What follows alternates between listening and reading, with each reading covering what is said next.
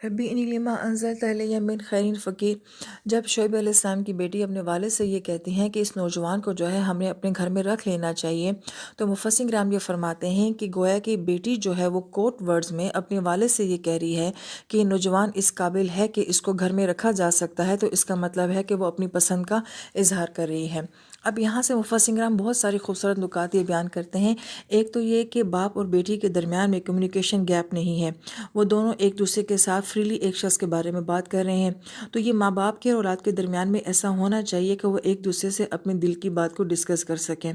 मगर उसके साथ साथ जो है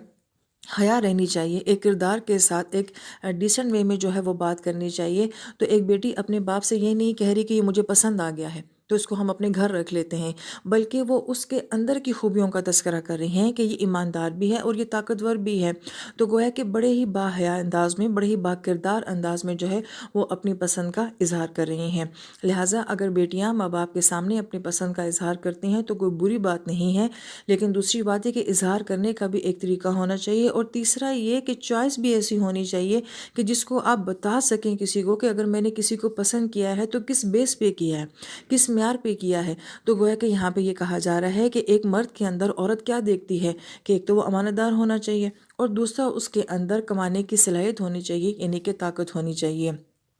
शोएब अलैहिस्सलाम अपनी बेटी की राय को अहमियत देते हैं और उसके बाद जो है आप मूसा अलैहिस्सलाम को अपने घर में बतौर मुलाजिम रख लेते हैं और ये शर्त भी तय करते हैं कि आपने 7 साल तक जो है वो यहाँ पे रहना है। मगर इसके साथ साथ शोएब अलैहिस्सलाम जो है वो मूसा अलैहिस्सलाम को एक ऑप्शन भी देते हैं कि मैं अपनी दोनों बेटियों में से एक बेटी का आपके साथ जो है वो निकाह भी कर सकता हूँ। मूसा अलैहिस्सलाम इस बात को जो है वो कबूल कर लेते हैं। लेकिन यहाँ पे एक और बहुत ही गौरतलब बात ये भी है कि एक ऐसा लड़का कि जो कि अपने मुल्क से मफरूर होके भागा है, उसने कत्ल भी किया हुआ है और उसके पास कोई कारोबार, कोई रोज़गार, कोई रिहाइश नहीं है, और उल्टा ये कि वो आप ही के घर में रहेगा, तो क्या अपनी बेटी के लिए कोई ऐसा रिश्ता पसंद करता है?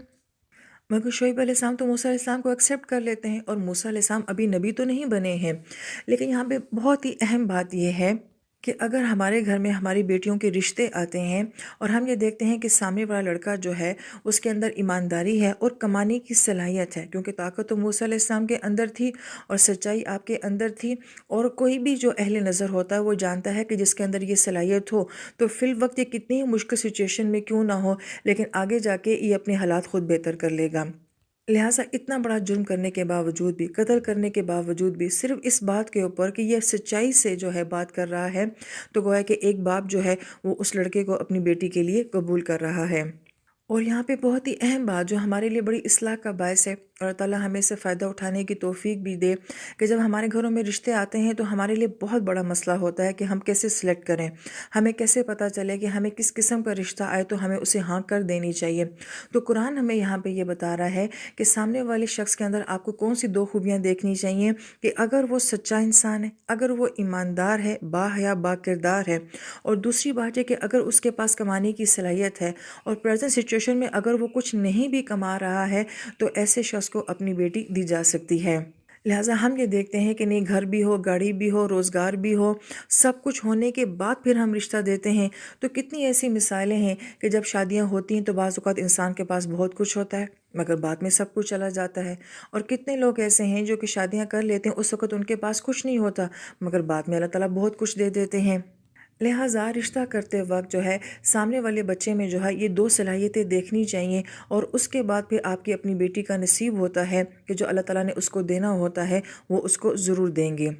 यहाँ पे बाज़ अहले इल्म ये बात भी कहते हैं कि रिश्ता आते वक्त बहुत ज़्यादा कुरेद करना और बहुत ज़्यादा बारीकियों में जाना, ये भी बाज़ औक़ात बड़े नुकसान का बायस बन जाता है। बहुत सारी बच्चों के रिश्ते ना होने की वजूहात ये भी होती हैं कि जब हम रिश्तों के मामले में बहुत ज़्यादा एक्स्ट्रा इन्वेस्टिगेशन करने की कोशिश करते हैं, तो ये बारीकी भी बाज़ औक़ात जो होती है बच्ची के रिश्ते के लिए बहुत बड़ी रुकावट बन जाती है।